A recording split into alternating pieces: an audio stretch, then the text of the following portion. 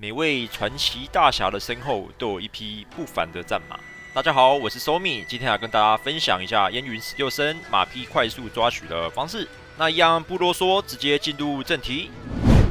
我们先从抓马的方式开始。抓马可以分成两种方式，第一种是在不服马场这个地方进行。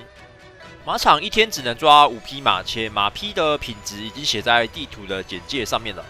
在马场抓马必须玩一段小游戏才能顺利抓取。说实在，这个抓马效率是比较差的，但是是最合法的。我后来只有在马匹图鉴没打开，会来这边抓我缺少的品种而已。基本上，如果你要速刷的话，这个地点是不推荐的。第二种方式是跟 NPC 借马，讲好听一点是借，讲难听一点就是抢劫。这里建议解锁骑术的金玉手再来抢。主要是你直接拉 NPC 下马会有犯罪值的，到时候会有捕快来抓捕你。金玉手点穴、袭击或瘙痒都能让 NPC 自己摔下，你再去照顾他的马，那这样是不算犯罪的。只要看到画面中间有显示获得马匹，就算没有上过马也没关系，这时候马匹就已经到我们的仓库了。马匹品质总共分为白色、绿色、蓝色跟紫色，但其实它的基础速度是一样的，主要是以技能的多寡跟技能的强度去分辨品质颜色。那每一种马还有分种族能力，基本上看一下种族介绍都能理解，有的马比较大只，有的马比较小只。但有一只马我看了很久还是看不懂它的能力是什么，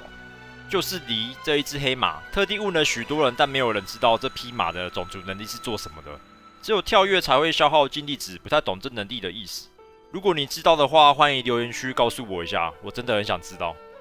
那其实我们从外观上就能马上分辨出马匹的品质，主要是看马匹背后的纹路，像白色品质跟绿色品质的马，它的背后都是有一条白色的纹路；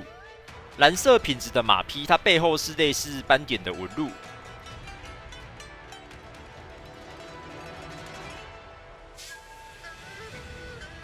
那紫色等级马匹背后是完全没有纹路的，所以如果你只是想要抓紫色品质的马，那就是挑马背后完全没有纹路的马来下手。推荐的地点主要有3个地点，第一个推荐地点是白朝野北竹林这边，这个地点刷新马匹的速度很快，但它有一个致命的缺点，这边会刷白色品质的马，就是品质最差的马。且这边刷出紫马的几率也不太高，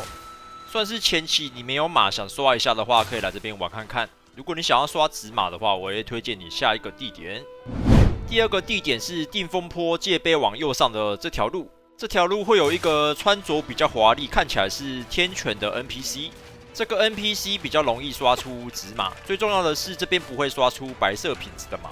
那我们流程是一样的，一样是金玉手让对方摔下马。马上去照顾他的马，但我们多了一个要让 NPC 刷新的过程，会需要离开案发现场，让 NPC 重新刷马，我们就能这样子一直反复抓马。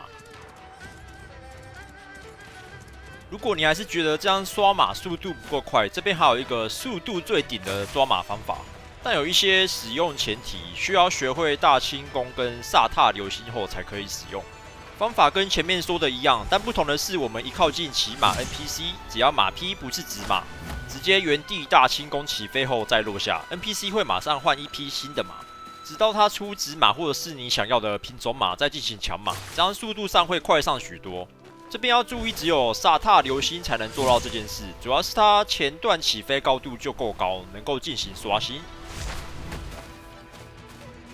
接下来是第3个地点，位置位于开封西郊的博浪沙。这个地区目前国际服还没开放，预计是会在2026年的1月9号时会推出博浪沙这个地区。我这边拿陆版的地图让大家知道大概是什么位置，它的范围大概是在开封西郊出来后的这个岔路口，会有2个骑马的 NPC 在这边闲晃。那抓马的流程跟上述说的一样，所以想来这边抓马的只能等2026年的1月9号才有办法抓取。最后总结一下，虽然许多玩家这么说，学会大轻功后马就没什么用了，但在每个地区的大轻功都是要重复解锁的。在大轻功还没解锁前，其实马我觉得还是蛮有用的，它能加快玩家在探索地图时开界碑、探索宝箱等等的速度，且游戏代入感也是还不错的。以上就是这次关于马匹抓取的心得分享。如果这部影片对你有帮助的话，请帮我点个赞或订阅我的频道。我是 Somi，我们下部影片见，拜拜。